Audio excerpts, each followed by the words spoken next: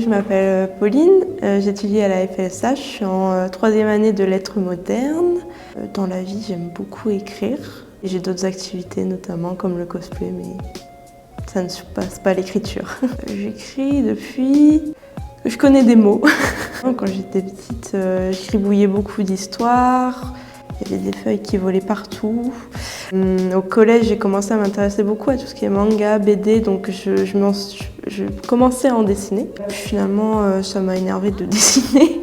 Je me suis adonnée à d'autres choses, comme j'ai écrit sur des forums, j'inventais des personnages et tout. Et en fait, dans tout ce que je faisais, parce que j'ai fait du théâtre, tout ça, ce que j'aimais, c'était vraiment écrire des histoires, en fait, interpréter des histoires.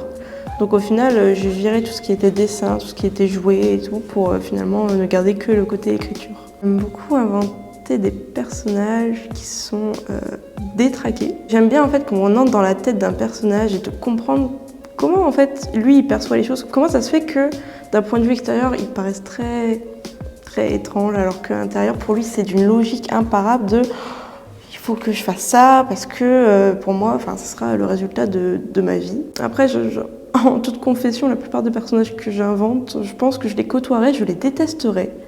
Ils sont méchants. J'ai longtemps fait une pause quand je suis rentrée à la fac parce que j'avais plus d'inspiration, parce que je prenais pas le temps.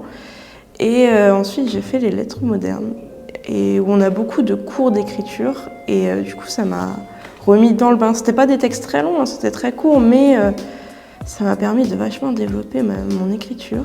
Et je me suis rendu compte que ce que j'écrivais, ça plaisait à mes profs, qui ont un avis que j'estime, parce qu'ils travaillent quand même de l'édition. La majorité sont des auteurs. Ça m'a boosté, et j'ai notamment un professeur en fait, qui du coup m'a fortement, je vais dire conseillé, mais m'a aussi beaucoup poussé parce qu'il avait compris que j'étais très flemmarde, à participer au concours. Moi, je lui disais, mais la nouvelle, c'est pas fait pour moi. Il m'a dit, mais écrivez, vous couperez.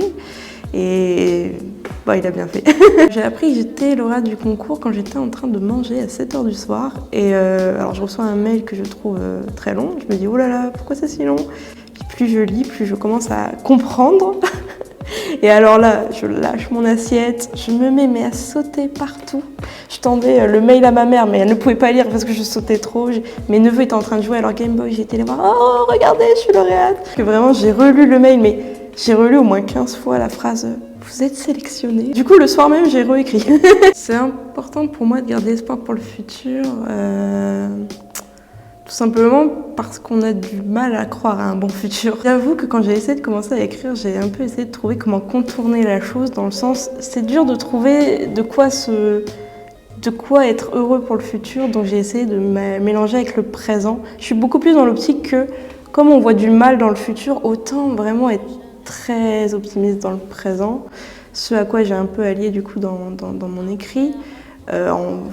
Et finalement, j'ai quand même réussi à allier le fait qu'elle a un grand espoir dans son avenir. Voilà, en soi, c'est très compliqué de nos jours de s'imaginer un futur heureux. Ou au contraire, je vais citer, mais les philosophes de lumière, eux, ils étaient très critiques du présent, mais ils avaient beaucoup d'espoir pour le futur. Aujourd'hui, on n'est plus du tout comme ça. Alors qu'en vrai, on verra bien.